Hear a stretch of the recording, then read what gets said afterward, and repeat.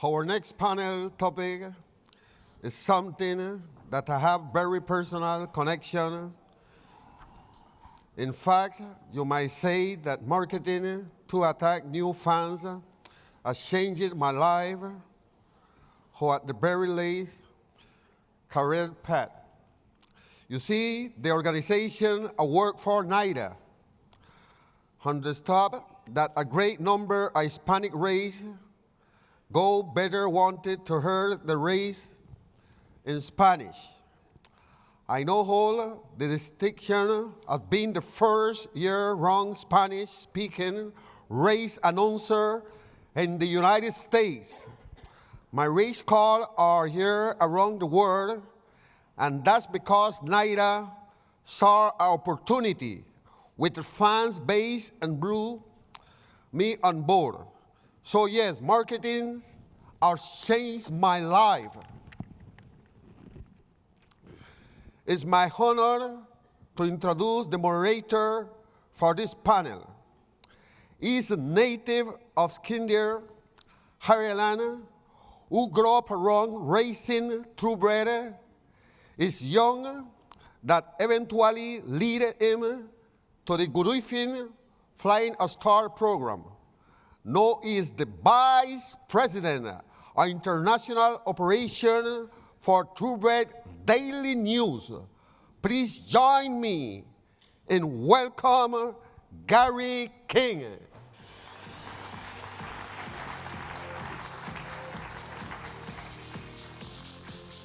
Thanks very much. Hi. Appreciate that, thank you.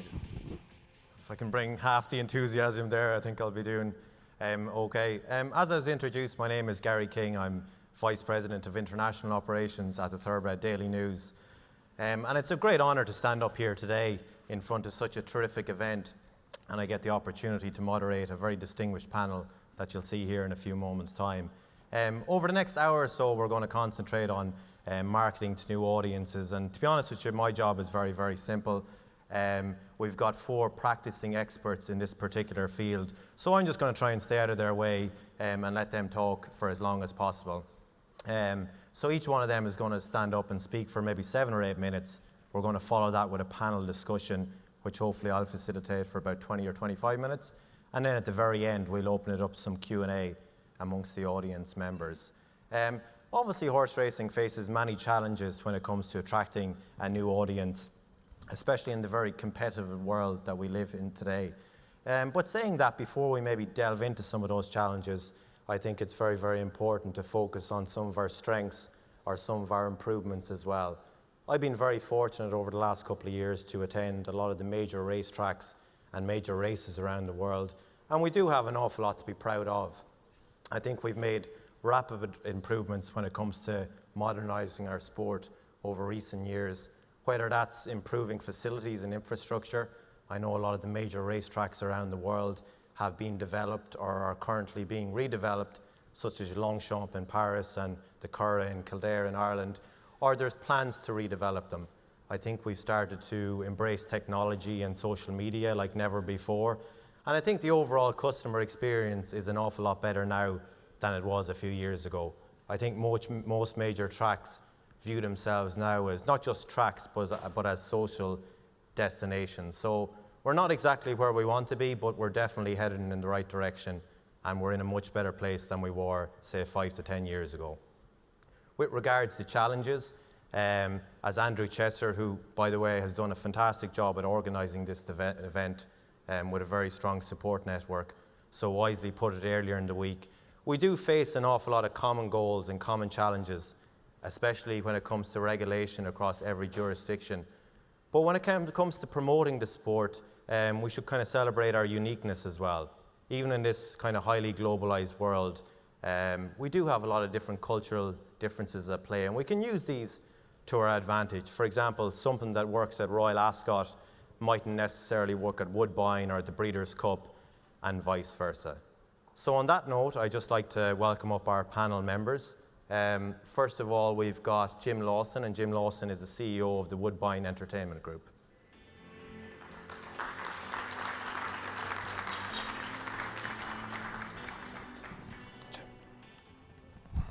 Thanks, Thank Jim. you. Great to be here. Second of all, we've got Juliet Slot, and Juliet Slot is from Ascot Racecourse in the UK.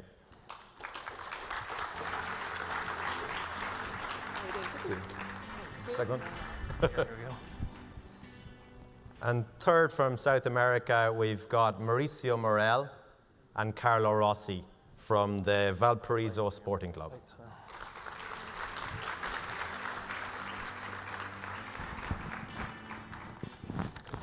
Thank you very much.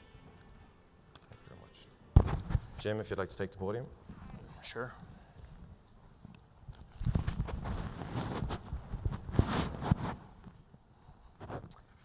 Welcome, everyone.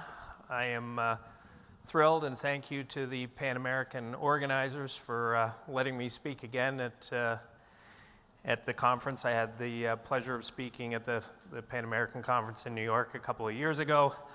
It was a difficult subject at the time. Today's subject, the one at the time, was just the challenges in the racing industry relative to the gaming industry. Today, this is a much more uplifting topic for me. Not that there aren't challenges, but certainly one, marketing to a new generation of horse racing fans is one that we all share. And we're here to, conferences are all about learning and exchanging ideas, cross-pollination, and this is an opportunity for us to see what everyone's doing, what we're doing right. We're doing a lot of things right at the current time, and I would say that we need to work together. This is an industry that's challenged in so many ways. Yet the good news is we can find ways to attract new fans, and we're working at it together. And we'll give you a sense of what we're doing at Woodbine Entertainment in Toronto, and hopefully we can learn from each other. One of the things that is true today, and I think it's showing up on the screen, or maybe I'm supposed to be checking the screen, thank you, is that 7 in 10 millennials experience FOMO. What is FOMO? I didn't really know till I start sitting down with the marketing experts, and it's fear of missing out. And what that means to the horse industry is the one thing we've done right collectively is we've moved, in terms of attracting a new generation of fans, is we've moved to big events. That, as I'll come to in the next part of my presentation, that comes with its own challenges, yet at the same time, as you'll experience tomorrow at Pimlico, the Queen's Plate in Toronto, just tens of thousands of young people coming. They come for the food, they come for the fashion, they come for the music, and the industry as a whole is doing a great job. The other fact that's up there, that 78% of millennials plan to spend more money on events than they do shopping. They want to get out, that new generation of fans, they want to get out and do things. So we've had great success, and you've seen the racetracks in the industry morph into great events. Anyone who was at Pegasus this year, at Gulfstream, wonderful event. Congratulations to the Stronach Group, who I know are a big sponsor of this event. It was spectacular. You're going to see the same tomorrow. Those I was not there, but those who see what Churchill does year in and year out, it brings new fans, and that's important to us. So I'm going to run a short video here that shows. It won't be unique to Woodbine, of course, but it just gives you a sense of where this industry is headed in terms of events. So if we can roll the video, I think you'll find it interesting, and I think a lot of you will relate to what we do in Toronto. You'll see a lot of that tomorrow and at other big events. So just a fun video in terms of marketing efforts to this new generation of fans. If we can have the video, thank you. The gem of Canadian horse racing, Woodbine Entertainment Group, one of the world's most dynamic gaming, racing, and entertainment companies. A company that is changing the game. Woodbine Entertainment Group, or WEG, is the largest horse racing operator in Canada, continually building on the strength of its foundation. Customers come to the legendary Queen's Plate Day at Woodbine, the pageantry, the history, the thrill of racing. Many more now come for the complete experience, music and concerts, the red carpet party, the VIP chic, their own transformation, and the momentum of a massive event. Sir Dudley Diggs has won the Queen's Plate. In addition to being the leading thoroughbred track in Canada, WEG also operates the highest profile harness racing product in the country, employing a similar approach with its signature events. The historic Pepsi North America Cup at rural Mohawk Racetrack now draws increasing numbers of families and all-comers alike. At Woodbine, the Autumn Classics and Everyday Experience are highlighted by the world-renowned E.P. Taylor Turf Course, boasting a one-of-a-kind style and configuration and the longest stretch in North America.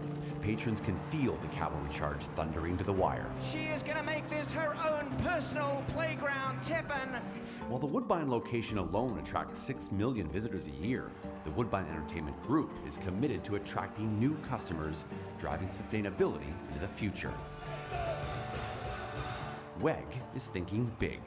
By partnering with key influencers on social media, they are able to share unique content to a wider audience.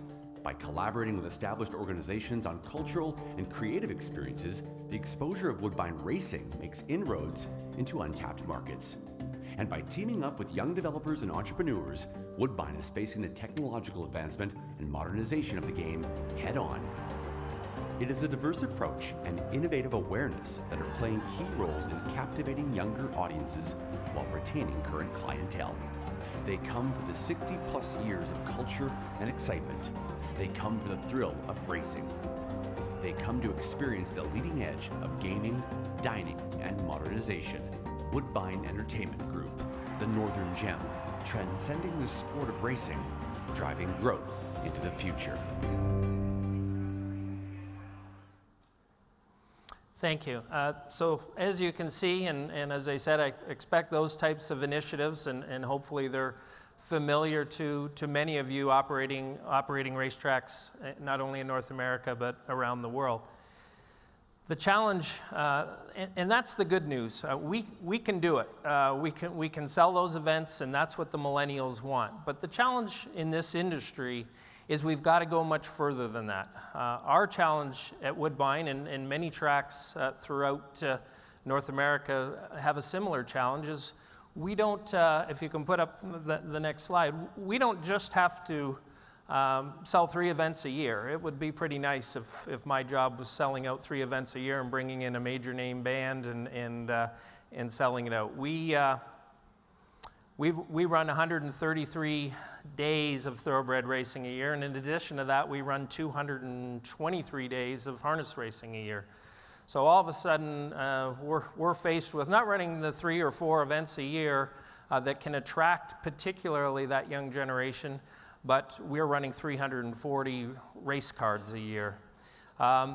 In my other life, I'm currently commissioner of the Canadian Football League, and I say to the owners and the general managers around the Canadian Football League, if I had to run 9 or 10 home games a year, I could do it in my sleep. But we've got to run, at Woodbine, we have to run 340 cards a year. That means getting the food and beverage, the hospitality, the guest experience going day after day after day. And what does that mean from a marketing perspective? Well, first of all, you have to understand how to allocate capital. As a racetrack operator, how do you do that? You're making your money through wagering. Pari-mutuel wagering, that's, we all do our best at trying to add an amenity through our food and beverage, but at the end of the day, where we make our money is through wagering.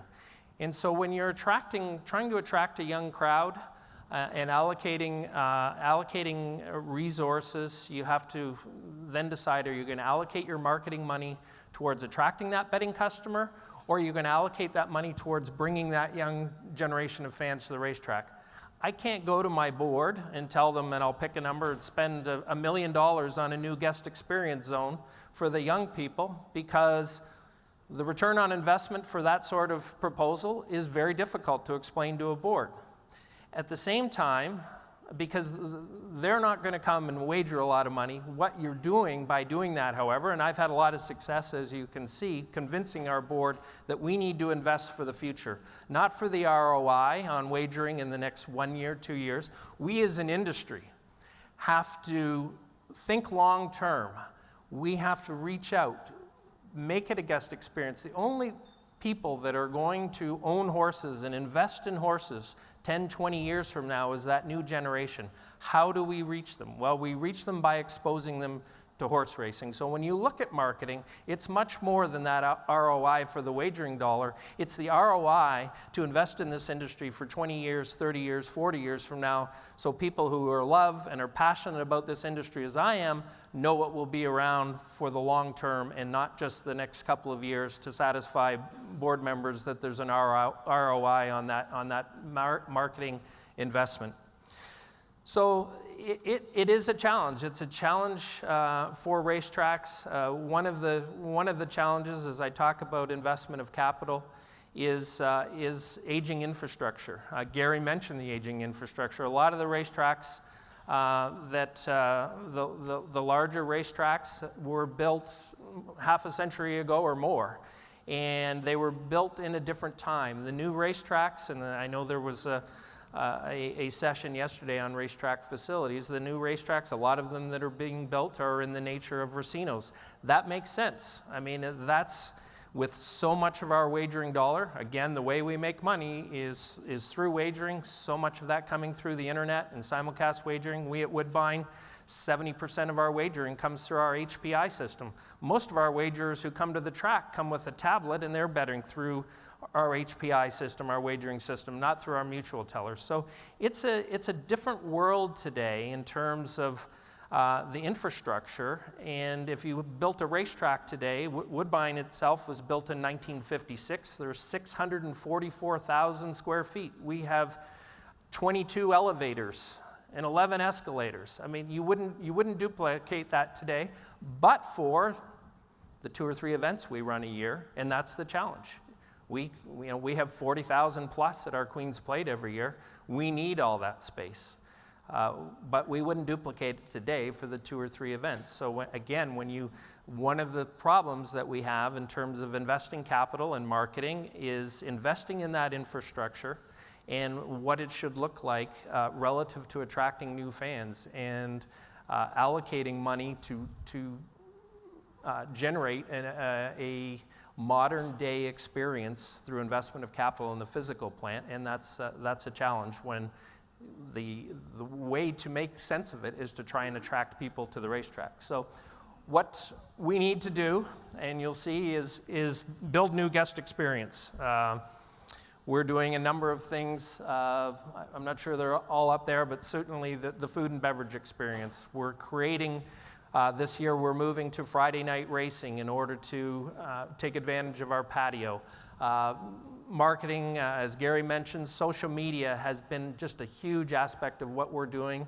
We as an industry have to sell our stars. It's great when we can have a wonderful horse come along like American Pharoah that can be marketed, but we need to market our jockeys. We need to market our day-to-day experiences through social media, content.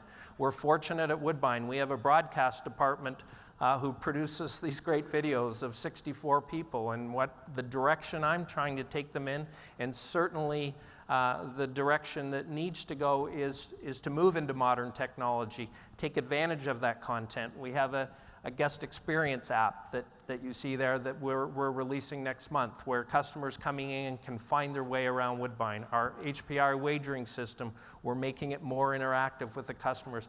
All things to attract this new generation. And in the sporting world and the entertainment world, we're dealing in this industry, and everyone faces it. Major League Baseball faces it. National Football League might be a unique experience. The professional golf world, the professional tennis world, they're all facing this challenge. Is we've got a new generation of fans who likes to consume their product differently. They have a shorter attention span, and how do we do it? So building that guest experience is something that is a challenge to this industry and something that we need to do. One of the other avenues that we're blessed to have is Woodbine is blessed with 700 acres of land. We're undergoing, in conjunction with the Gaming Authority, we're undergoing gaming expansion right now, which will bring convention center. Depending on the plan that passes with the City of Toronto Council, we will have new hotels, convention center. We're working with a major entertainment group, worldwide entertainment group, of bringing a 5,000-seat music center. all for us with a view to putting the money back into horse racing. We invest all Woodbine Entertainment's profits into horse racing, and if we can develop the land, and our objective being people flow, we can expose this whole new generation to horse racing. So that's part of the development that's going on at Woodbine right now is building amenities and uses around our racetrack, with the racetrack always being the center of music concerts and entertainment, an entertainment district that will expose the new fan base to horse racing. So, at the end of the day, what I'd like to show now is we need to change. We need to be realistic that we've got an aging demographic.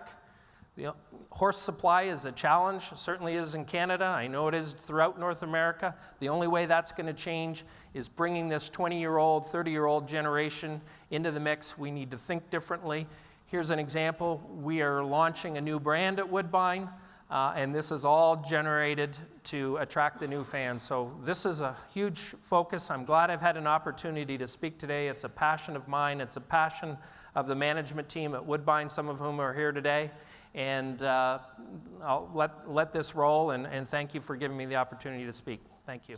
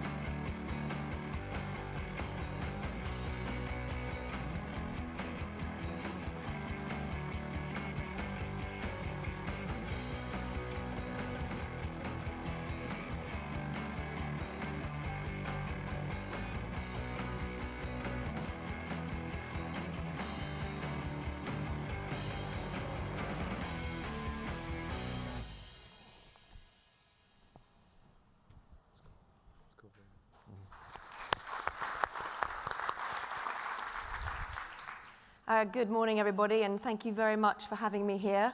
Our revenue model is just slightly a bit different in the UK because we don't own our on-site betting, so you might say that we have to work in a different way in order to drive revenue and encourage fans. And today I'm just going to give you a short insight into how we market to retain and grow our customer base to drive our revenue at Ascot Racecourse. And whilst we host 26 race days a year, I thought I'd just focus a little bit on the journey that we've been taking over the last 5 years for the Royal Meeting, which we're delighted is going to be shown all 5 days live on NBC this summer. Thank you, John.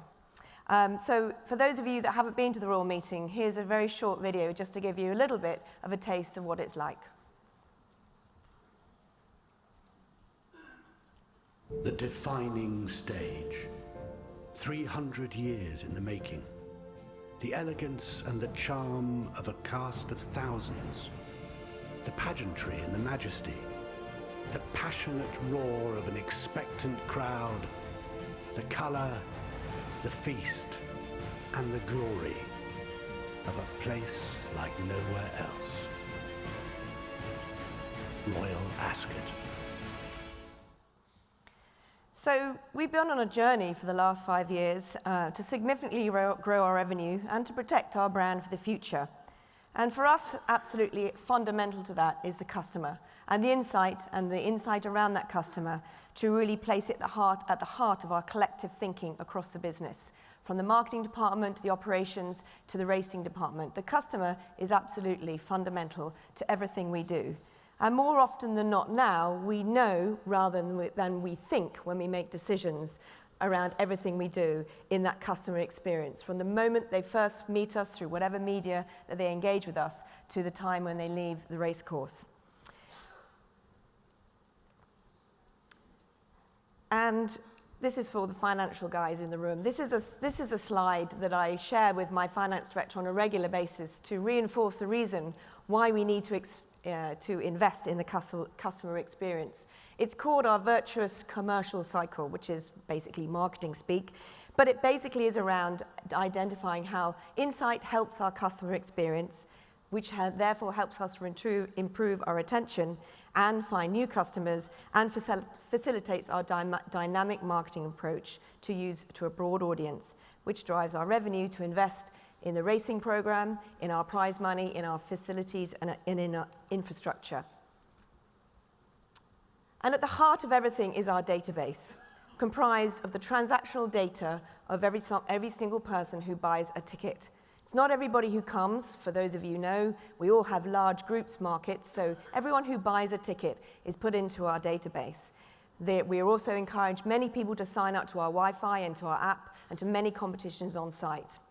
When I started at Ascot in 2012, not that long ago, we actually only had 25,000 opted-in marketable customers on our database, excluding the Royal Enclosure, which for those of you that don't know is a members-only enclosure to which we don't do very much marketing. Today, that database stands at 253,000 customers who are opted in from a marketing point of view. The ambition for me is over the next 3 years to reach 500,000.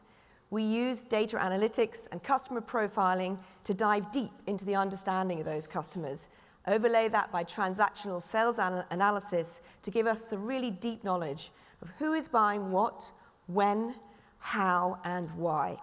We want to know how to find them through our marketing, and when we do, how do we engage with them, how often, and with what content to encourage attendance.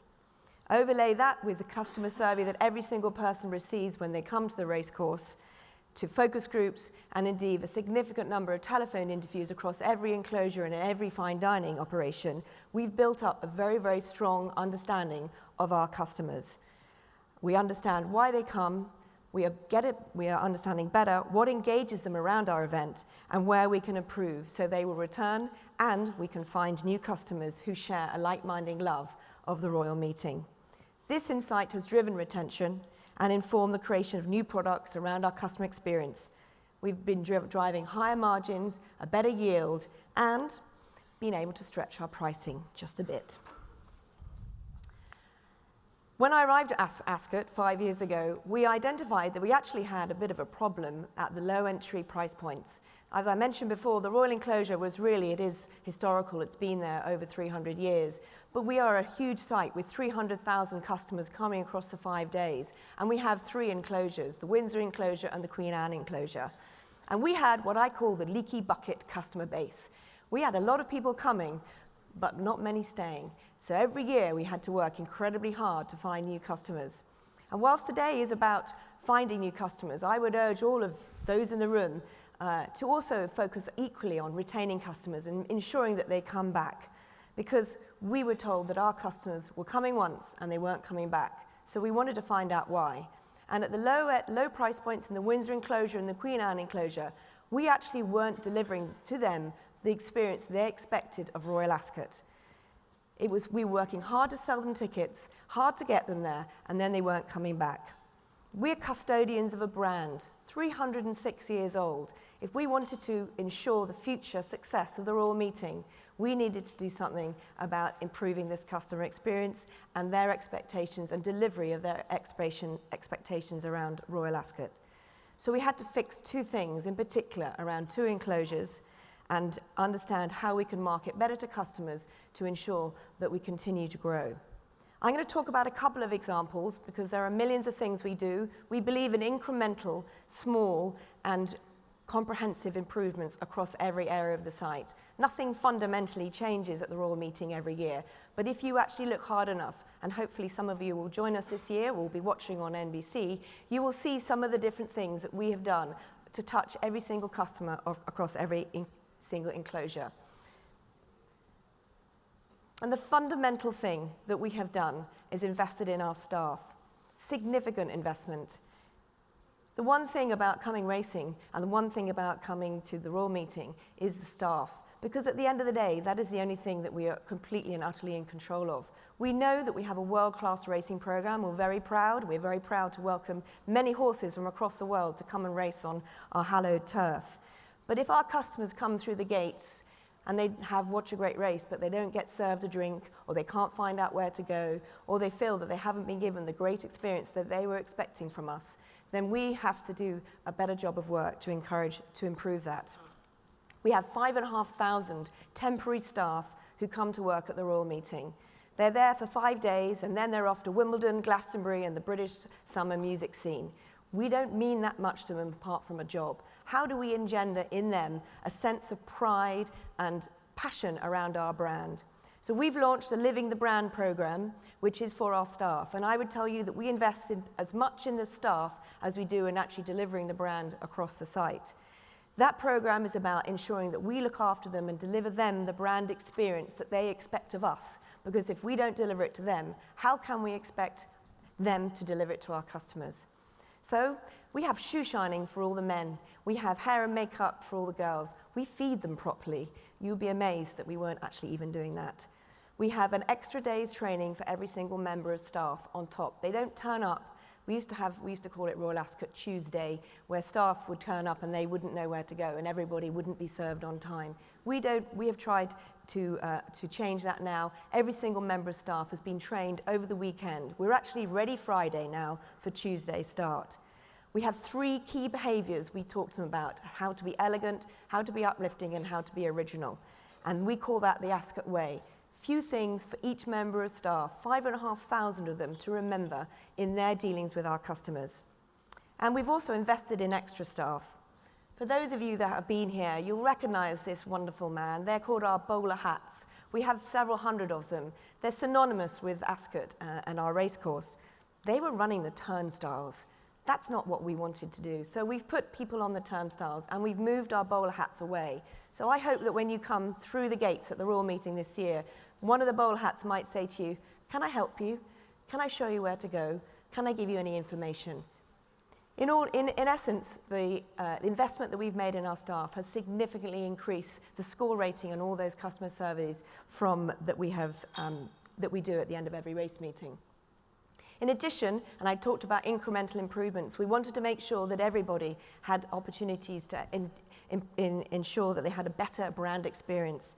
So we talked to our customers a great deal, as I mentioned, and our high-end customers in the Queen Anne enclosure, who didn't want to be in the Royal enclosure, but were still from that high net worth individual group of customers, said they needed a restaurant that was like going to a Michelin star restaurant in London.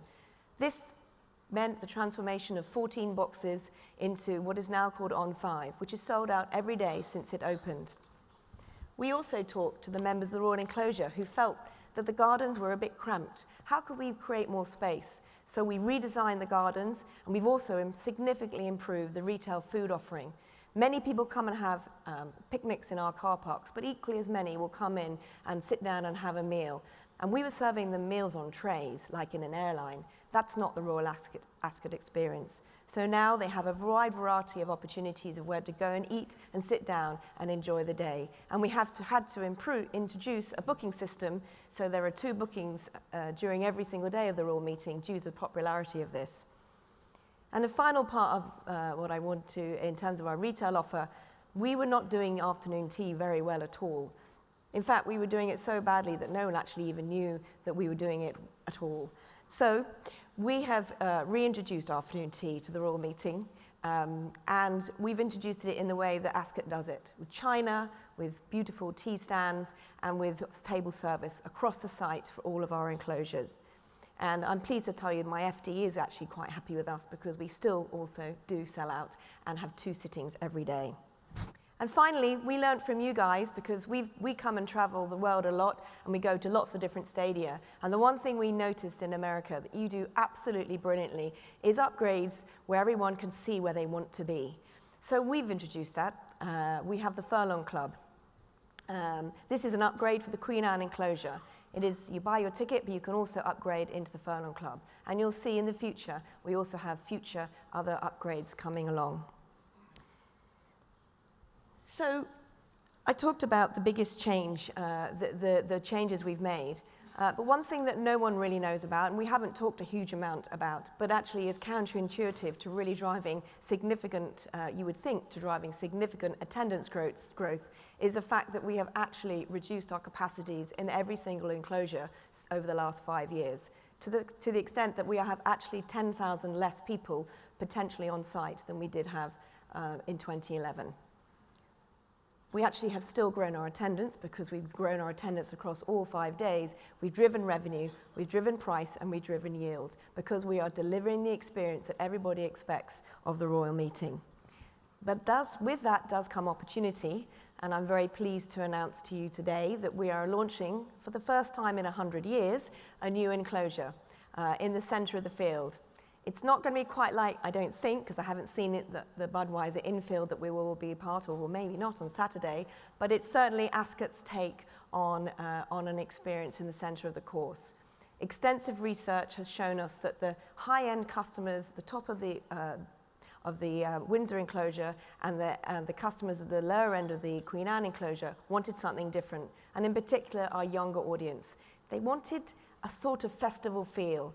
So we've tried to do that this year. It's Ascot's take on a festival, so no welly boots. You still have a dress code and you still have to wear a hat, but we have a wonderful array of really interesting exotic street food, tables and chairs and music, and of course the racing from the center of the course, which is unique. And I'd like just to share a short video that we used to sell this.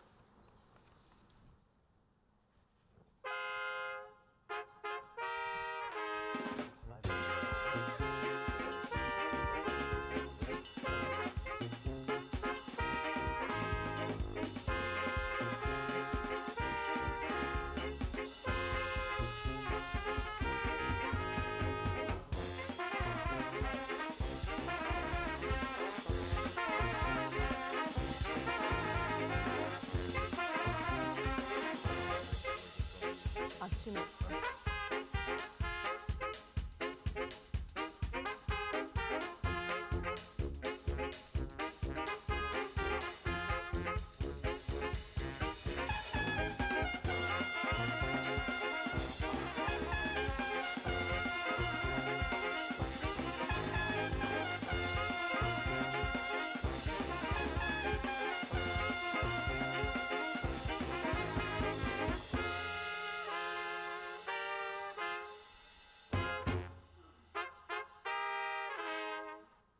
So that's just one piece of content that we use. And just to finish off, content is at the center of everything we do in our marketing. We use all our planning to create compelling content to engage the different customer groups that we fully understand. We use that across the key sales periods to encourage them to either buy into different enclosures, to bring friends and groups. We have to engage audiences who have a very varied prior knowledge of the racecourse, motivations to attend, and also different expectations from us. We obviously focus around the racing, but we also have a wonderful pageantry story to tell. As mentioned earlier, Her Majesty the Queen arrives every day on the dot of 2 o'clock, which is why we hope that she will open the Today Show as well, at the racecourse in her carriage. And we have an array of different members of the royal family and a lot of pageantry around the race meeting. In addition, we really focus on our fashion. Our emails that push out the fashion content around the dress code and what to wear are open 60%. And finally, we also focus around our food.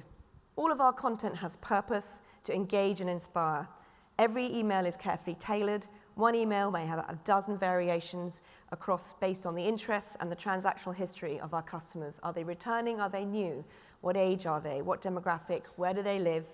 Are they part of an individual? Are they a group? Are they a returner? What enclosure? You name it, we have a different variation to try and personalize the content to the person that we're trying to talk to. Our mantra is to fail quickly, test and learn, and that has helped us shape and understand our audience better and what they want from us. In 2016, we made 102 different video edits for this marketing campaign for Royal Ascot, and I fully expect to deliver the same number this year. Our insight informs everything. Our database informs our marketing and also our media buy, whether it's for prospecting or actually for retargeting customers who've already engaged with our content. Every view is tracked, and successful creative is used and unsuccessful creative is ditched. Our digital advertising is 60% of our marketing spend now, and that is enabled us to really reach and drive new audiences and engage new customers. Our email marketing is totally focused around retaining our customer base. And the success is we have driven the retention, we've kept attracting new customers, But I'm really excited to tell you we've also brought back customers that had said a few years ago, maybe Royal Ascot wasn't for them. And for me, the lesson that is learned that no matter how well your brand is known, what your reputation is, and how amazing your racing product is, and we are very blessed to have such an incredible racing program across 5 days, one as a marketeer can never really rely on that. You have to be energetic and dynamic to engage your customers, understand them across every single, all the different demographics, and put them at the heart of everything you do. And I hope that for those of you that will attend Royal Ascot this year, you will see that we have an incredibly diverse customer base across all age ranges and social demographic groups. We like to say that there is something for everybody, and we hope that we deliver that. Thank you very much for listening.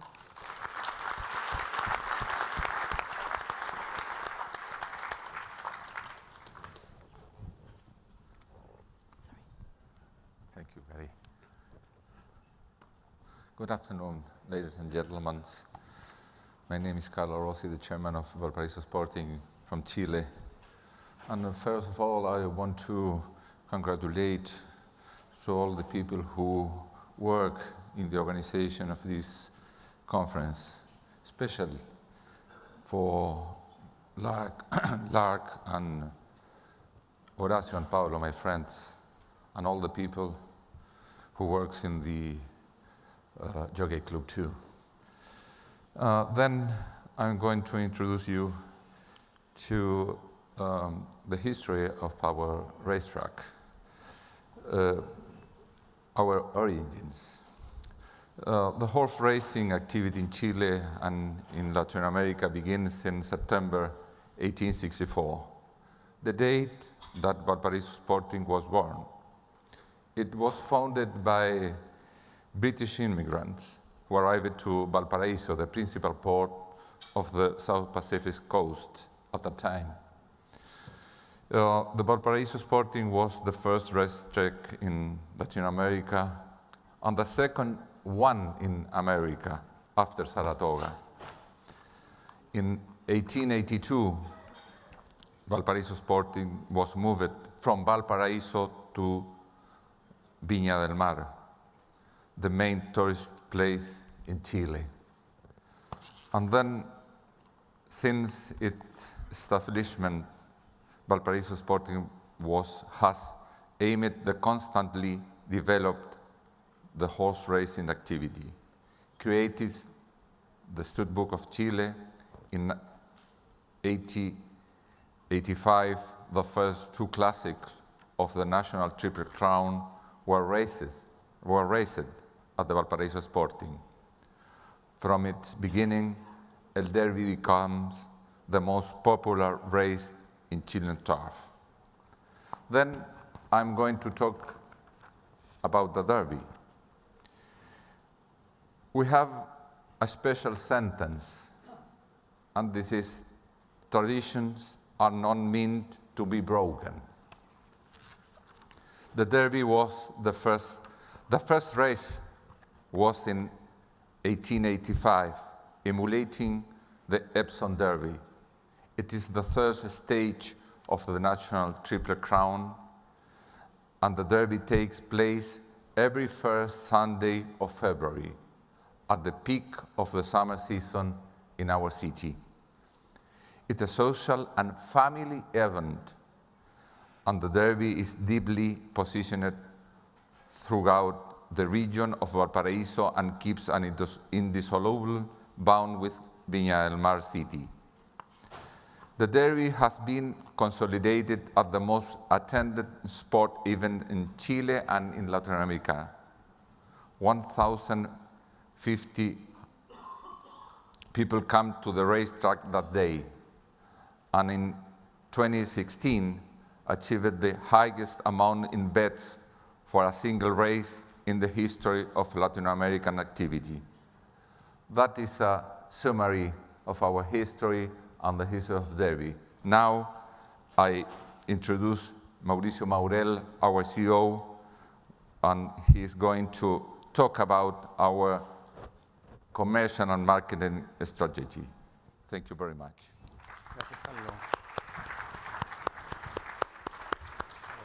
Hello, everyone. Now I'm going to talk about how we approach markets and some other things we do to get more people and new people.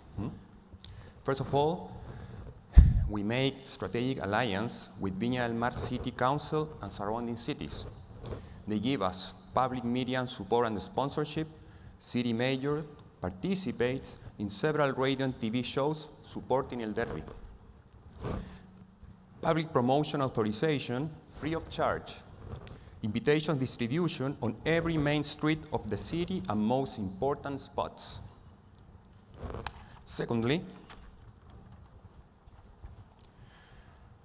we have the creation of El Derby's month concept, allow us to expand the event's visibility period of time.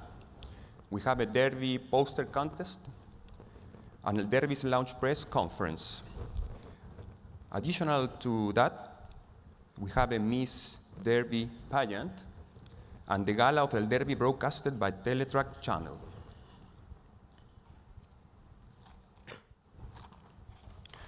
Now, we do to bring El Derby to the city. We do as well All Cars City Parade, Miss Derby candidates participating in several city activities, and let the people go into the racetrack oval the day before. This point is very important to us because we have children, more than 20%, who attend to the racetrack. Now, we make El Derby Day more attractive. Additional prizes to the public attending the racetrack. Ticket exchangeable for money prizes or the brand new car.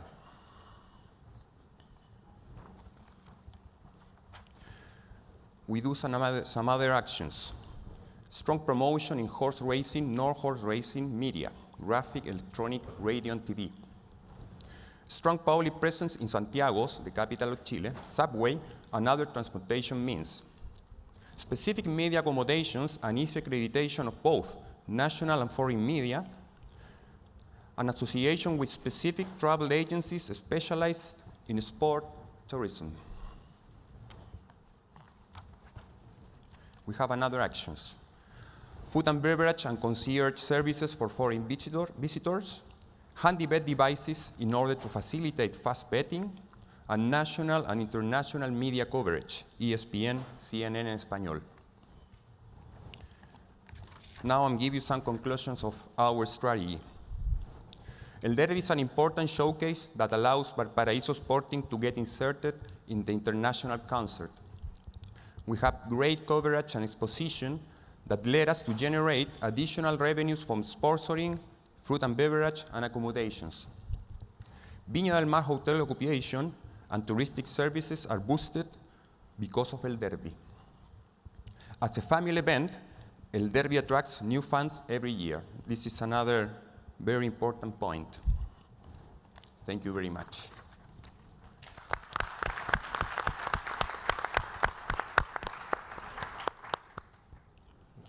Well, that was all fantastic stuff and a lot of good visuals as well. We're just going to have a quick sort of panel discussion here, as I mentioned earlier on, and I'm going to start here on my left-hand side. For those of you who... Sorry. You're okay? Sorry. The video. I forgot. I will share you a video to you. Sorry. No problem at all. ¿Verdad?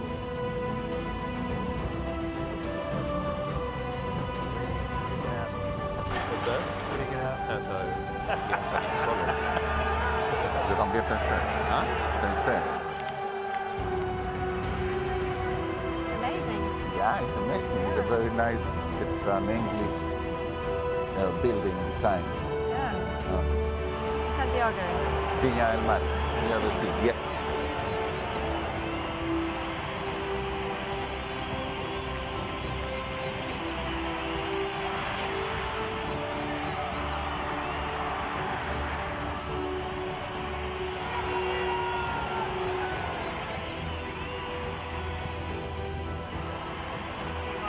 Derivada en primera pasada por la pista. Por tercer lugar, Valle Maratón.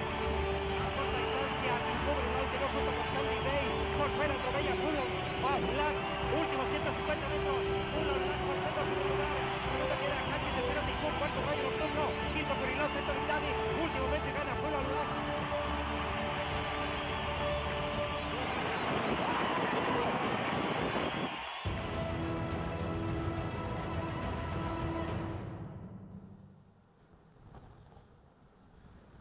Another good visual finish. By the way, for this section of the speech, I'm going to ask the questions in English, but Mauricio and Carlo are going to answer some of the questions in Spanish. So for the English-speaking people in the group, if you want a translation on that, as I ask the questions, you can just pop on your headphones and it'll be translated through to English.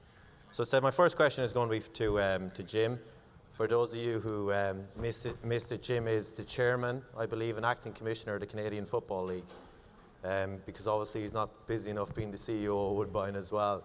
I was just wondering, have you learned anything from the Canadian Football League, which is obviously very, very successful, that could be perhaps translated over to horse racing in general and more specifically to Woodbine?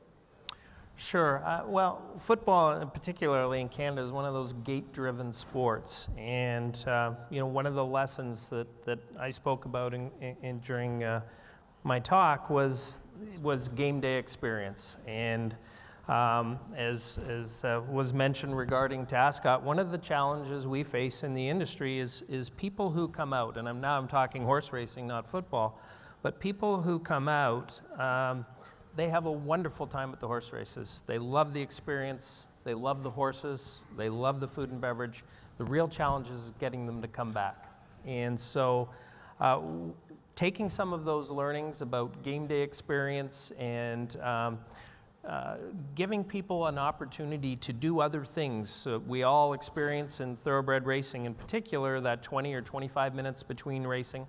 And we need to find a way, and we're working hard at it, on giving that experience in those downtimes. And particularly today, we're talking about marketing to that new generation. They do have a short attention span. That's proven. Yeah. And everyone, not only in business, but in sports and entertainment, are dealing with how to market to the new generation. You hear that, the buzzword everywhere in marketing. And so in racing, our challenge is to give them that experience while the race is on, but in particular when the race is not on, so that they can say, what a great day I had. Are we coming back? Absolutely, we're coming back. And so that's a key learning, I think, and a lot of sports, including the Canadian Football League, have done a great job at that game day experience. And I'm not sure if some of you saw it a couple of weeks ago, and Jim alluded to it in his presentation. The Woodbine Entertainment Group have big plans for the future. They're going to become, I think he said, a city within a city. And most importantly, as part of that press release, Jim actually mentioned that the beauty of the horse, or the horse, is going to be at the forefront of that. It's not going to be part of the overall experience, it's going to be to the forefront of that. So that obviously augurs well for racing in Woodbine and Canada in general. My next question is going to be to Mauricio and Carlo. I've never been to the Derby down there, but after listening to Bill Thomason, for example, earlier on from Keeneland, or seeing the video there a few moments ago, or speaking to you guys before we sat up here, it's definitely on the bucket list now. It looks like such a special event. The one thing is that it's difficult to understand is, I believe there's 28 races starting from early in the morning into late in the evening. Is it difficult to capture people's attention for the entire day, or does it all add to the overall social occasion? Gary, when we want to answer that question, we need to go to the origins of the Derby. The Derby was a social event in Viña del Mar. Then the families take the day, mark the day in the calendar, and they go with his whole family. The grandfathers, the fathers, the sons, the friends, and make groups. Somebody tell me a comment sometime in Chile, and said the Derby Day was the holiday day of a lot of people in Chile. Then to understand how the people how can stay all the day in the racetrack and enjoy the 28 races, we need to understand that. Some journalists said a few years ago that the Derby was the second party of our country after the national anniversary. To our racetrack come people from all parts of the country, from Santiago, from the south, from the north, and it's a big party where the people enjoy the day. Tom has the experience, and when he opened the conference today, said very nice words about the Derby. The Derby is an unforgettable experience, and the people who go there never forget it. Yeah, it's fantastic.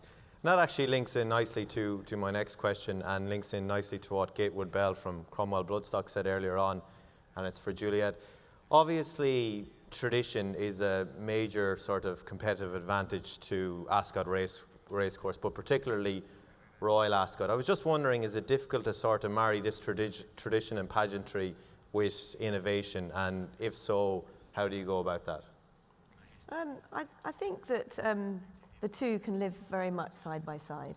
For us, one of the areas that we've really focused on innovation is in terms of the customer experience in food and drink, or in how they enjoy the day out. At its very heart, we don't touch the royal procession. It is the same, it happens exactly the same time every day of the meeting. It's actually called a semi-state occasion.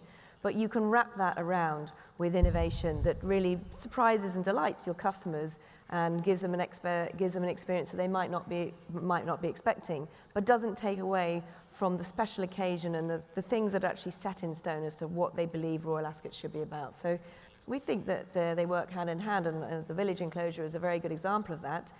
Time will tell whether it's successful or not. I'll tell you in 5 weeks' time after we're done and dusted. But for us, we think that we can bring something new and fresh to what is, as you know, a long, well-established race meeting, which has at its heart, amazing racing. Yeah, I was just following on for that. You've obviously attended a lot of the major sporting events and horse racing events around the world. I was just wondering if one of them in particular really resonated with you in terms of customer experience. It can be either in horse racing or outside of horse racing. Actually, you'd hate to pick one over all the others because there are quite a few in the room, but I'll pick two because actually in the last year. So the first is the Melbourne Cup. And the reason that for us the Melbourne Cup has really given us a lot of great ideas, and in particular we've drawn a lot from what they did with the park last year, was that they have a very good track record of dealing with the younger sort of 20 to 30-year-old generation and giving them a really special occasion with an elegance, but also in the way that they want it. And then at the high end, I would talk to some of the things that we learned from the Breeders' Cup when we went last year in Santa Anita, where we're about to take on, we're at the beginning of the journey to take on understanding how to run our own on-course betting next year. And we went to see some of the very high-end box facilities that they had for the big bettors, I think, as you call them here, and how you can deliver a really exclusive experience. I found a speakeasy, which I didn't know what that was, but I found myself in a speakeasy, which was amazing. I had to show some special card to get in. And just doing those really special, unique experiences that you wouldn't actually expect on a race course has given us some ideas and some food for thought about how we can perhaps look at doing some of those things in the future. Very good. And Jim, obviously Toronto's a big sports town, especially these days. You've got the Blue Jays in baseball, the Raptors in basketball, who've been doing quite well recently, and obviously the Maple Leafs, who are probably the king of the kings. I was just wondering if you work with any of those organisations in particular, any strategic alliances to attract new sports fans to horse racing. Well, I wish we worked with them more. Certainly, there's just no question, and as you mentioned that, we try and certainly cross-pollinate with the fans. We bring the stars of those teams out to the racetrack best we can and be draw masters for our major events. But it's when I think of that, I just think of just the challenge, not just unique to Toronto, but you know, when the Blue Jays, as they've done well the last couple of years, and the Raptors are maybe the poster child for, at least in North America, for attracting a millennial generation. When people go to a Toronto Raptors basketball game, they don't go for the basketball, they go for the experience. And really, we've learned a lot from seeing how successful those teams are in the Toronto market and why they're successful. So we do our best to work with them. We know them well. We have a number of MLS, Maple Leaf Sports and Entertainment people now working at Woodbine. Our head of guest experience, who's here today, was head of guest experience for the Blue Jays. So we're very cognizant of the challenge in the sports and entertainment dollar, and it all comes back to really the theme here is that guest experience that we work so hard on, and we've learned a lot from people who do it very well in our market. And you mentioned the Raptors there as being sort of the poster child for doing it right. And we were speaking for 10 or 15 minutes before coming in here, and you were very, very keen on the Raptors. The Raptors are quite a good basketball team up there. They generally do quite well, but unfortunately when they get to a certain stage, they seem to get beaten by the likes of LeBron James and Cleveland and things like that. But I was just wondering if you could pinpoint one thing that the Raptors do, that they've done over the last couple of years that's really, really, really been impressive. Is there one thing that springs to mind, or is it numerous things? Well, I analogize it to a comment I made earlier about the downtime between races in thoroughbred racing. What the Raptors do particularly well is during timeouts and during halftime and between quarters, they engage the fans. There is a total engagement in terms of food and beverage, entertainment on court. There's not a minute that goes by in those games that there's not something else going on, and that's what's made them so successful. It is an experience. It is not a basketball game. Back to Mauricio and Carlo. I was just wondering, you said 150,000 people attend the Derby every year. I was just wondering how it compared maybe to some other high attendance race days around the world. When I say high attendance, I mean the likes of the Kentucky Derby, the Melbourne Cup, and maybe even the Preakness Stakes this weekend. I was just wondering how the two of them compared and contrasted. Una buena pregunta. A ver, la cantidad de gente que va al Derby es muy importante, es una tradición. Nosotros creo que estamos al nivel de esos premios. Y bueno, es historia, la verdad. Nosotros hemos hecho una serie de acciones para poder traer más gente, y lo principal, que nosotros queremos seguir posicionándolo como un evento familiar. Eso nos ha permitido durante el tiempo traer nuevas generaciones dentro y que queden dentro del ADN de la ciudad. Eso es lo más importante, por lo tanto, esperamos seguir en ese camino y creemos que queremos estar a la altura y mejorar nuestra oferta para que el Derby siga posicionándose así en Latinoamérica y en el mundo. So would you compare it, I think Carlo used the word, like a festival. Is that something that you try and incrementally improve year on year to continue to get 150,000 people at the Derby? Very good. Gary, it's a huge challenge for us. The question is, how can we do to take young people to the races? Then, if we have the key to do it, the activity was have a future. Yeah, and the Derby is a vehicle to do it. Then Mauricio said or talk about the family. Then our efforts are in that direction to give our message to the family. The Derby Day was a great day with the people can walk around the racetrack without problems. There are other, they can do his own picnic, like Epsom, or like Royal Ascot. And we work to capture the family interest. That is our main objective. Yeah. Then if we have the family, we have the young people, and we work in that direction. Okay. Something that, if I might jump in. Yeah, of course. One of the things that we do in British racing is that all under 18s come free to any race meeting, except for a very few.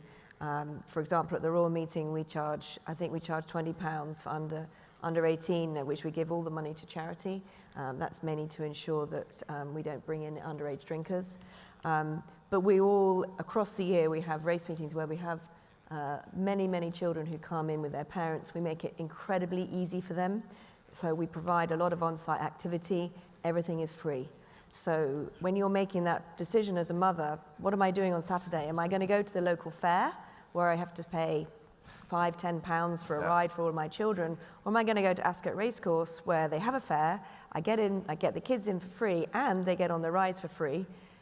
It makes it just that little bit of an easier decision.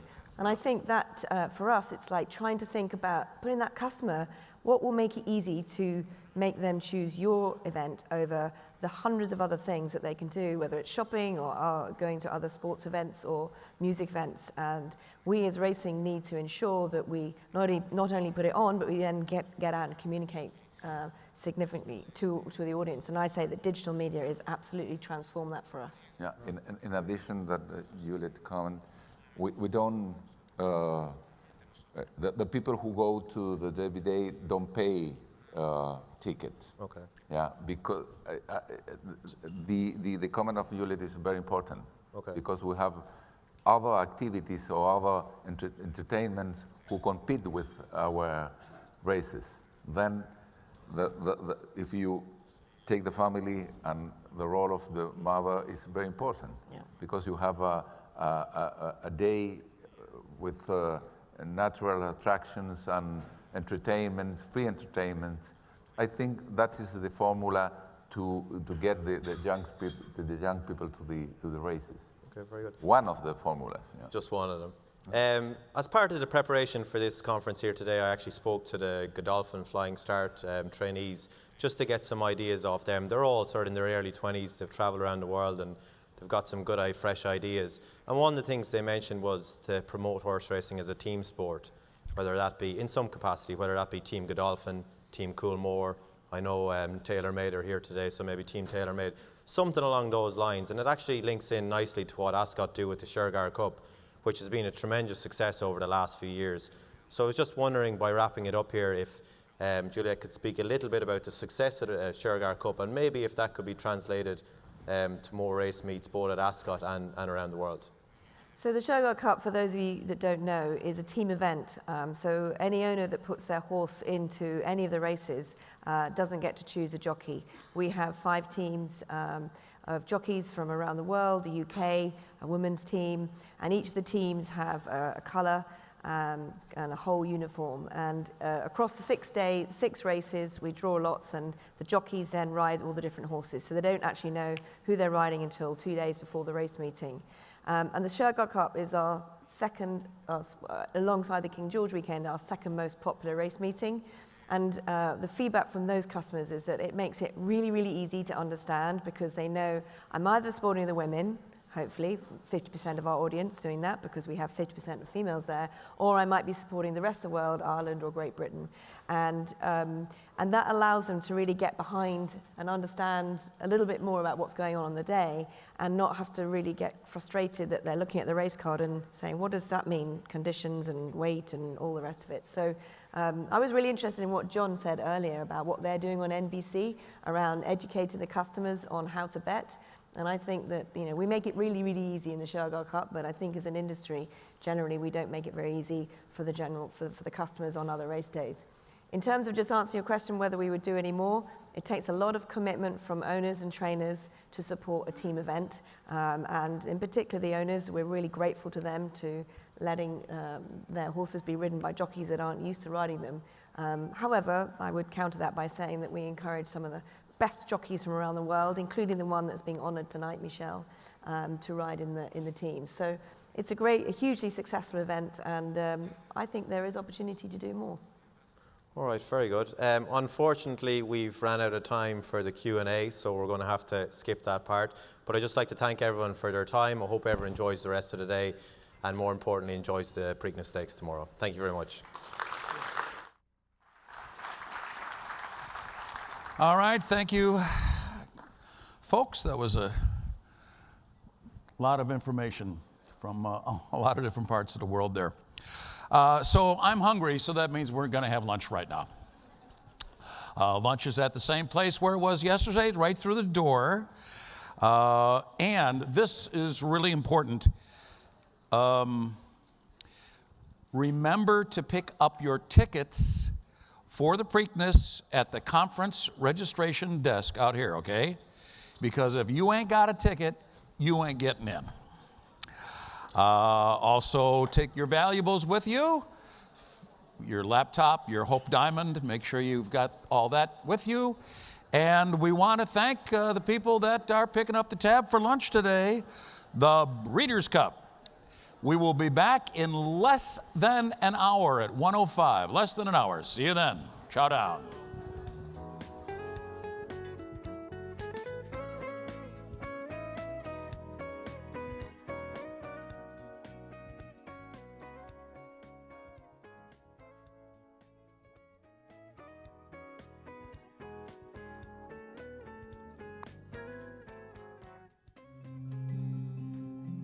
"32 years ago, a group of prominent thoroughbred breeders from central Kentucky, led by the visionary John Gaines, hatched a plan.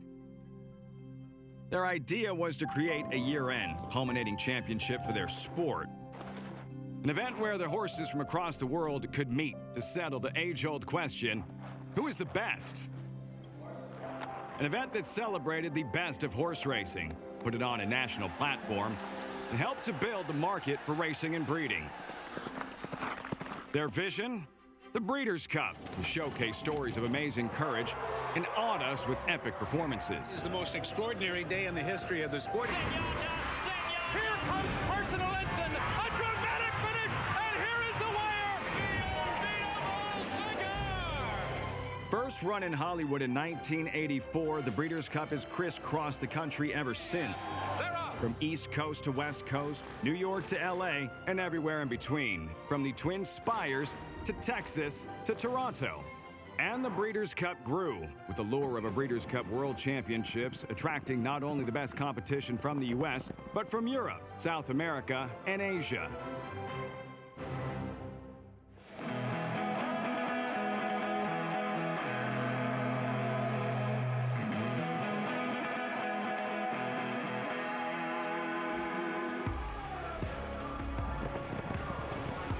Today, the Breeders' Cup is racing's most prestigious international event, with 2 days of championship racing and over $26 million in purses and awards. Where will it go next? Del Mar, where the turf meets the surf, Southern California style. San Diego's vibrant nightlife, beautiful beaches, and sunny days creating a perfect trifecta. The Breeders' Cup World Championships. The best is yet to come.